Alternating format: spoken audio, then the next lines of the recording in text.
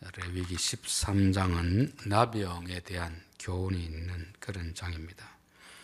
12장에도 음식에 대한 교훈이 있었고 13장에도 나병에 대한 교훈이 있는데, 음식은 단지 입으로 들어가는 그 음식을 말씀하지 않습니다. 우리의 귀로 들어가는 가르침들, 음식도 상한 음식을 먹으면 배탈이 나듯이 우리도 잘못된 가르침을 들으면 우리의 영혼이 병들게 되어 있습니다.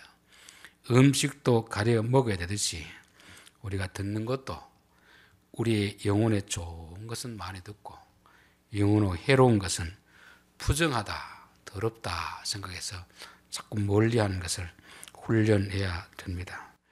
또한 13장에는 나병이라고 했는데, 오늘날 소록되어 있는 그런 나병을 말하는 것도 아니고 피부병을 말하는 것도 아닙니다.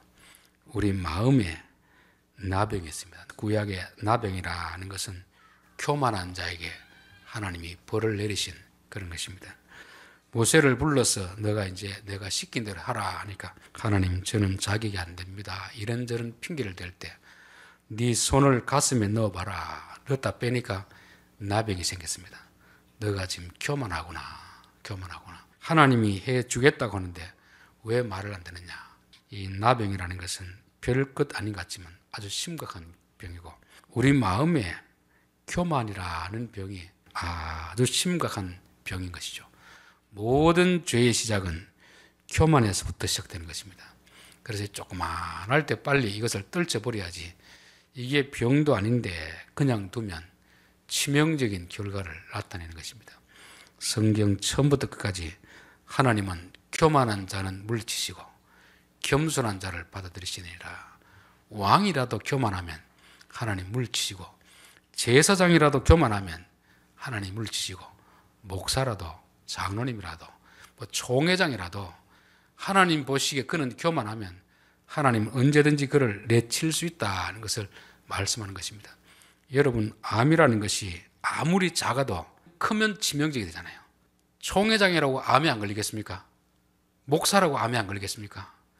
대통령이라고 암에 안 걸리겠습니까? 지위와 어떤 것에 상관이 없습니다.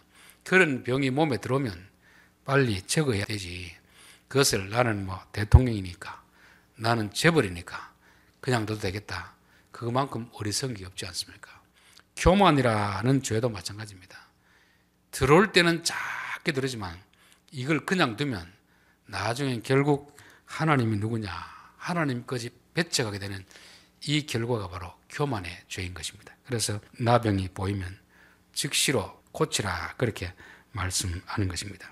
오늘 24절, 피부가 불에 되었는데 그 된 곳에서 불그스름하고 희거나 순전히 흰 색점이 생기며, 이 교만이라는 것도 잘 옮기는 그런 부분이 있습니다. 피부병도 그렇고 나병도 그렇고, 건강하면은 우리에게 병원균을 옮기지 못합니다. 그런데 상처가 난 것 같은 경우는 자칫 잘못하면 나병균이 그 몸에 퍼질 수 있는 거죠. 우리 코로나 때도 보면 똑같이 있어도 어떤 사람은 감염이 되고 어떤 사람은 감염이 안 되잖아요. 왜 그렇겠습니까? 면역력이 강한 사람은 옆에 있어도 같이 같이 있어도 안 걸리는 사람은 안 걸립니다. 그런데 멀찍이 떨어져 있어도 약한 사람은 걸리게 되어 있습니다. 교만이라는 것도 마찬가지입니다. 내게 약점이 무엇인가, 내 약한 부분. 사람마다 다 약한 부분이 있거든요. 어릴 때 너무 가난하게 자란 사람들은 뭐에 약하겠습니까? 돈에 약하잖아요. 그래서 나중에 자라서 돈의 유혹 앞에서 넘어질 수가 있습니다. 어려서 또 부모님의 사랑을 못 받은 사람들은 여자에 약할 수가 있습니다. 다윗이 계속 거기에 걸려 넘어지잖아요. 다윗을 보면 죄악 중에 내가 출생하였으며, 그래서 어떤 학자는 다윗은 정상적인 어머니 밑에서 태어난 것이 아니고 아마 아버지가 외도라든지 바람을 피운 상태에서 태어난 자식이 아닌가, 그렇게 보는 사람도 있습니다. 그러다 보니까 태어나기는 태어났는데 부모의 사랑을 받지 못한 거죠. 아버지에게도 사랑을 받지 못하고 어머니가 같이 살았는지 따로 떨어진지, 하여튼 다윗은 어릴 때부터 어머니의 사랑을 받지 못하다 보니까 조금 불쌍한 사람 보면 여자들을 다 자기가 품어주려고 하는 이런 마음을 가지고 있다 보니까 결국은 자꾸 거기에서 걸려 넘어지게 되는 것입니다. 죄라는 것도 마찬가지입니다. 유혹이라는 게 다가와도 어떤 사람은 거기에 넘어지는 사람이 있고 어떤 사람은 넘어지지 않는 사람이 있습니다. 그렇기 때문에 내게 약점이 무엇인가, 내가 잘 넘어지는 부분이 무엇인가. 사람도 보면은 그 신체마다 약한 부분이 있고 강한 부분이 있잖아요. 사람마다 그 약한 부분이 자기의 영적인 바로메타입니다. 거기에 자꾸 걸려 넘어지거든요. 저는 이 목 쪽이 좀 약합니다. 그래서 몸이 조금만 피곤하면 입안이 헐고 구내염이 생기고, 그럴 때 내가 지금 체력적으로 좀 무리를 했구나. 그럼 빨리 어떻게 해야 됩니까? 좀 쉬고 그 부분을 보충을 하면 됩니다. 근데 그대로 두면 이제 더 큰 병이 되는 거죠. 그래서 육신의 몸도 사람마다 약한 부분이 있듯이 영적인 면에서도 사람마다 약한 부분이 있다는 것입니다. 그래서 이스라엘 백성들을 광야에서 계속 살게 하면서 신명기에 와서 하나님 뭐라고 하냐면, 내가 너희들에게 복을 줄 텐데 너희들이 양식이 풍부하고 가축이 풍부하고 먹고 살 걱정이 없어질 때 너희들이 하나님이 누구냐 교만할까 내가 심히 염려가 된다는 것입니다. 왜냐하면 광야에서 어렵게 살기 때문에 양식이 풍성할 때 혹시라도 하나님을 잊어버리지 않을까 염려가 된다는 것입니다. 그러니까 사람들마다 다 약한 부분이 있는데 그 약한 부분이 교만의 병이 걸리기 쉬운 그런 통로가 되니까 조심하라는 것을 말씀합니다. 사단이 우리를 공격할 때는 아무나 공격하지 않잖아요. 하와는 왜 그 공격에 넘어갔겠습니까? 한번 테스트를 해보니까 하나님 말씀을 잘 몰라요. 정확하게 모르니까 그 빈 공간 틈을 이용해서 바로 그냥 넘어가지 않습니까? 사람마다 다 약점이 있기 때문에 그 약점을 항상 우리는 인식하고, 하나님 저는 이 부분이 약합니다. 이 부분에 대해서 교만하지 않게 하옵소서.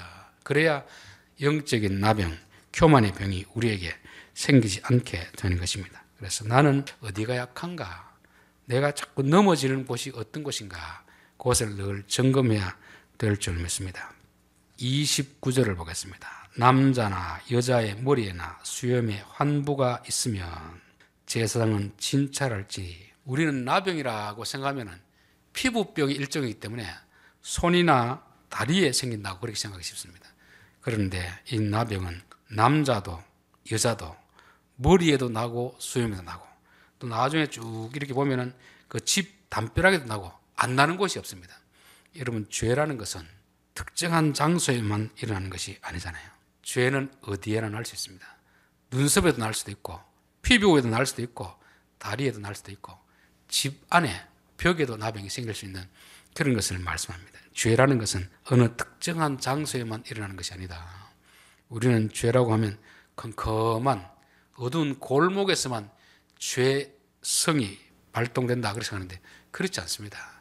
가장 거룩한 장소에서도 죄는 역사하는 것입니다. 아나니아와 삽비나는 헌금을 하면서 교만의 병이 걸리잖아요. 헌금을 하면서도. 하나님 앞에 헌금하는 게 얼마나 귀한 것입니까? 땅을 팔아한다는 것이 보통 사람이 할 수 없는 그들의 일인데, 뭐 몇 푼 안 되는 거 할 때는 그런 게 안 되는데, 많은 걸 할 때 교만의 병이 우리 마음속에 스며드는 것입니다. 바리새인들은 뭘 하며 또 교만의 병이 빠집니까? 기도하면서 빠지잖아요. 금식하면서 빠지잖아요. 그러니까 나병의 부위는 특정한 사람이나 특정한 영역이 아니고 우리의 삶의 전반적인 모든 부분에서 가장 거룩한 일을 행할 때에도 우리가 잠시 방심하면 나병의 생각들이 우리 마음속에 비집고 들어오는 것을 말씀합니다. 그래서 우리는 항상 내가 넘어지지 않는다, 이 생각하는 순간 우리는 사단의 공격에 넘어가는 것입니다. 우리 보통 이제 돌을 닦는 사람들 보면 그런 이야기 하잖아요. 나는 뭐 여자를 봐도 나무로 보이고 돈을 봐도 돌로 보인다. 이 생각이 얼마나 위험한 생각이지 않습니까? 아무리 오랫동안 돌을 닦던 스님들도 산속에 있을 때는 생각이 안 나는데 산에 예쁜 신도들이 오면 금방 거기서 음욕이 일어난답니다. 우리 마음속에는 항상 본능적으로 그런 게 있기 때문에 항상 조심해야 됩니다. 예수님이 베드로에게 너나 3번 부인할 것이다. 그러니까 베드로가 뭐라고 했습니까? 주님, 이곳에 있는 사람들 다 배신해도 저는 배신하지 않습니다. 이게 교만한 태도 아닙니까? 예수님이 베드로 자신보다 베드로를 더 잘 알면서 너의 약점이 큰 소리 치는 거 아니냐. 큰 소리 치지 말고 조심해라. 그러면 예, 알겠습니다. 저도 늘 그 부분 때문에 실수합니다. 받아들이면 될 텐데, 주님, 저는 절대 배신하지 않습니다. 그러다가 결국 배신하게 되는 거 아닙니까? 내가 큰 소리 치는 부분이 어쩌면 가장 약한 부분이 될 수도 있기 때문에 우리는 항상 깨어 있으면서 내게서 어떤 부분이 약한 부분인가, 사단이 항상 나를 넘어뜨릴 때는 어떤 영역을 가지고 넘어뜨리는가. 어떤 사람에게 재물의 문제일 수 있고, 어떤 사람은 성적인 문제가 있을 수 있고, 어떤 사람은 도박일 수도 있고, 어떤 사람은 술일 수도 있고, 사람마다 그것은 다 다른 것입니다. 약한 부분이 있는데 그 약한 부분이 결국은 자기 자신을 영적인 죽음에까지 이르게 하는 것입니다. 어떤 사람은 또 혈기, 성질을 자기가 못 조절해 가지고 그것 때문에 결국 인생을 망치는 경우가 얼마나 많이 있습니까? 교만은 아무리 작아도 빨리 이것을 제거해야지, 그대로 두면 결국 우리를 죽음에까지 이르게 하는 것이 바로 교만의 병이다 하는 것을 말씀합니다. 제사장은 그를 진찰할지니 과연 몸이 피부에 퍼졌으면 누런 털을 찾을 것 없이 그는 부정하니라. 그러니 항상 낮던 자리에 나는 거죠. 약한 부위에 그 나는 것입니다. 한번 내가 어떤 이겼다고 해서 더 이상 그게 없으니 아닙니다. 항상 넘어지는 그 현장에서 넘어지잖아요. 예수님을 마귀가 몇 번 시험했습니까? 3번 시험한 거죠. 한 번 하고 승리했으니까 긴장을 놓치면 두 번째 넘어지는 것입니다. 3번 하고 누가 보면 잠시 떠나니라. 잠시. 그럼 다시 온다는 말 아닙니까? 하나님, 내게는 이런 약한 부분이 있습니다. 내가 이 부분에 긴장을 늦추지 않게 하시고 항상 깨어서 언제든지 공격을 당할 수 있다는 생각을 가지고 내가 준비를 하게 없어. 그렇게 됩니다. 그래서 내가 반복적으로 잘못에 빠지는 그 부분이 되게 약한 부분이거든요. 잠깐 긴장을 놓치면 넘어지는 그 부분. 그래서 반복적으로 나오는 그 부분을 조심해야 된다는 것입니다. 자, 45절을 보겠습니다. 나병 환자가 부정해지면 어떻게 깨끗하게 할 것인가, 그 부분을 말씀하고 있습니다. 45절, 나병 환자는 옷을 찢고 머리를 풀며 밑입술을 가리고 외치기를 부정하다 부정하다 할 것이요, 병 있는 날 동안은 늘 부정할 것이라. 그가 부정한 즉 혼자 살되 진영 밖에서 살지니라. 당신은 나병입니다. 그러면 이제 옷을 찢으라 하는 것입니다. 옷. 구약에서 옷을 찢는다는 것은 회개를 말하는 거죠. 옷만 찢는 게 아니고 마음을 찢는 거죠. 마음을. 이야, 내가 정말 부정하구나. 내가 교만한 자이구나. 제사장이 당신은 나병입니다. 그러면 자기는 나병이 아니라고 보더라도 적어도 하나님 말씀이 이건 나병이다 하면은 내 마음을 찢어야 됩니다. 아하, 내가 교만한 자리에 빠졌구나. 교만한 자리에 빠졌구나. 또 옷이라는 건 뭘 상징하느냐면 우리의 신분을 말한다. 신분. 우리가 경찰들은 경찰복을 입고 그 신분에 맞는 옷을 입잖아요. 그러면 내가 나병에 걸렸다면 그 옷을 찐다는 것은 신분, 지위 다 포기해야 됩니다. 포기. 죄라는 것은 목사라도 죄를 지으면 어떻게 보면 그 직에서 내려온다든지 해야 됩니다. 대통령이라도 어떤 죄를 지으면 그 직에서 내려와서 회개를 해야 되는 거지. 그 직이 아깝다고 계속 죄를 숨기고 있으면 결국은 그것은 치명적으로 자기를 죽음의 길로, 사망의 길로 인도하기 때문에 옷만 찢는 것이 아니고 마음을 찢고 내가 가진 모든 직책 다 내려놔야 된다는 것을 말씀하고 있습니다. 잘못은 누구나 할 수 있잖아요. 가다가 넘어져가 상처가 났으면 거기 나도 모르게 나병군이 올 수 있습니다. 나병이다 하면 아하, 나병이 왔구나 생각하고 빨리 옷을 찢고 마음을 찢고 또 밑입술을 가리고 외치기를 부정하다 부정하다 할 것이요, 자기 자신을 인정을 해야 됩니다. 인정. 제사장이 당신은 나병입니다. 그러면 옷을 찢고 마음을 찢고 괴로워하면서 내가 나병이 걸렸구나 인정해야 되는데 사람들은 인정을 하지 않습니다. 자꾸 변명하고 이렇게 저렇게 피해 다니려고 하다 보면 그러면서 자꾸 뭐가 커집니까? 나병이 커지면 더 이상 나중에는 고칠 수 없는 상태, 팔 자르고 다리 자르고 이렇게 해야 되는 그런 상태까지 이르는 것이 바로 교만의 병입니다. 교만은 아무것도 아닌 것 같은데 성경은 왜 이렇게 크게 할까? 처음에 보일 때는 아무것도 아닌 병 같은데 이게 나중에 커져버리면 죽음에 이르는 병이 되잖아요. 당뇨병이도 마찬가지 아닙니까? 누구나 당뇨는 걸릴 수 있지만 조심하면 괜찮은데 조심을 하면 나중에 당뇨 때문에 다리도 자르고 팔도 자르는 결과가 나타나듯이 우리에게 있는 교만의 병도 그런 것입니다. 그래서 항상 내 마음이 교만하게 되며 주여 제가 교만의 병에 걸렸습니다. 저는 부정한 자입니다. 저는 부정한 자입니다. 인정을 해요. 인정하는 것부터 치료가 시작되는데 사람들은 그것을 인정하기를 싫어하는 것입니다. 더군다나 자기 스스로 인정할 뿐 아니라 사람들 앞에 뭐라고 합니까? 사람들이 가까이 오면 나는 부정한 자입니다. 나는 부정한 자입니다. 여러분 사람들 앞에 내 허물을 이야기하는 것이 쉬울까요? 어려울까요? 내 스스로는 인정하지만 사람들 앞에 인정하는 것은 대단히 부끄러운 일이고 자존심 상한 일이기 때문에 잘 말을 못하는 것입니다. 그렇지만 남들 앞에 말하는 것이 그 순간은 부끄럽고 체면을 구긴 일일지라도 내 자신이 내 병을 고치기 위해서는 남들 앞에 인정을 해야 되는 것입니다. 그래서 저는 가끔씩 정치인들 중에서 특별히 교회 다니는 분이 감옥 가는 걸 볼 때는 결국 인정을 안 하니까 하나님이 저렇게 해서라도 사람들 앞에 부끄럽게 하시는구나.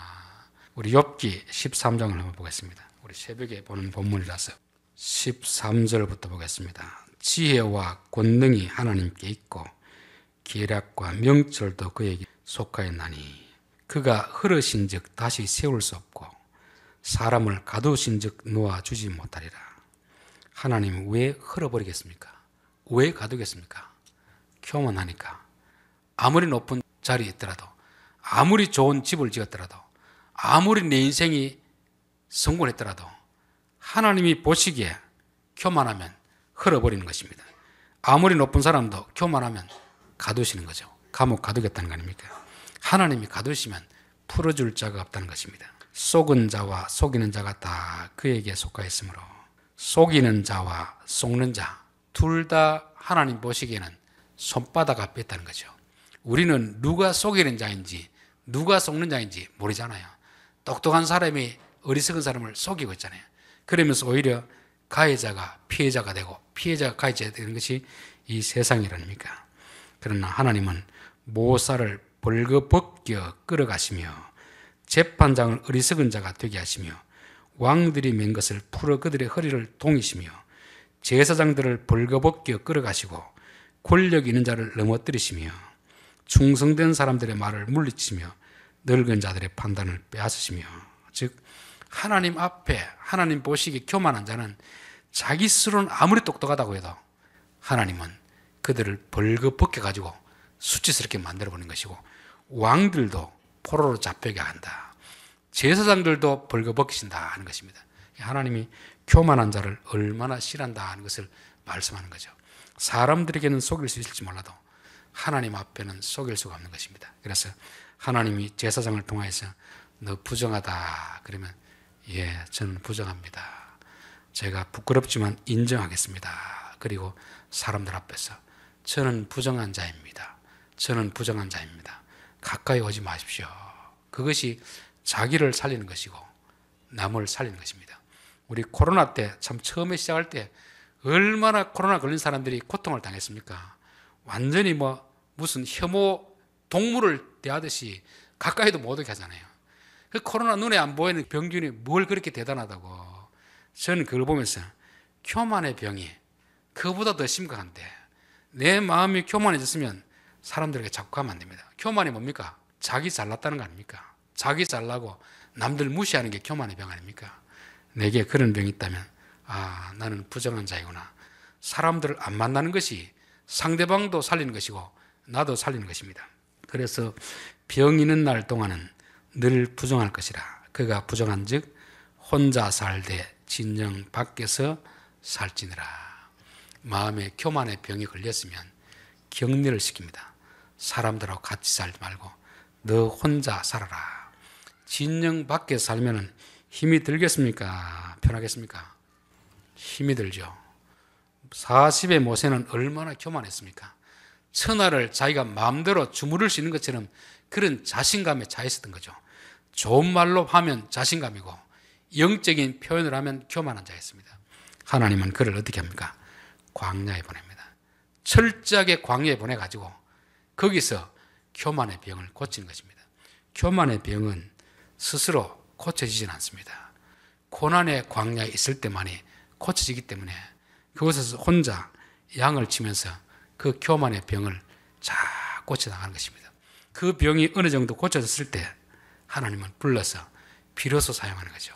사도 바울도 예수님을 만나고 나서 원래 종교적인 열심이 있는 사람은 종교를 바꾸어도 열심히 있습니다. 교회 보니 그렇더라고요. 불교에서 열심히 있던 사람은 기독교 오면 또 열심을 냅니다. 그런 열심이 없는 사람들은 교회 와도 열심 안 냅니다. 여전히 유대교에서 내던 열심, 그 열심을 가지고 또 기독교에 열심을 내니까 하나님이 마게도냐 성에서 복음을 전할 때 돌아보지 않는 것입니다. 그래서 광주리에 매달려가 도망치는 이런 비참한 신세가 되는 거죠. 그리고 고향 다소에 가서 10년 이상을 집거생하는 것입니다.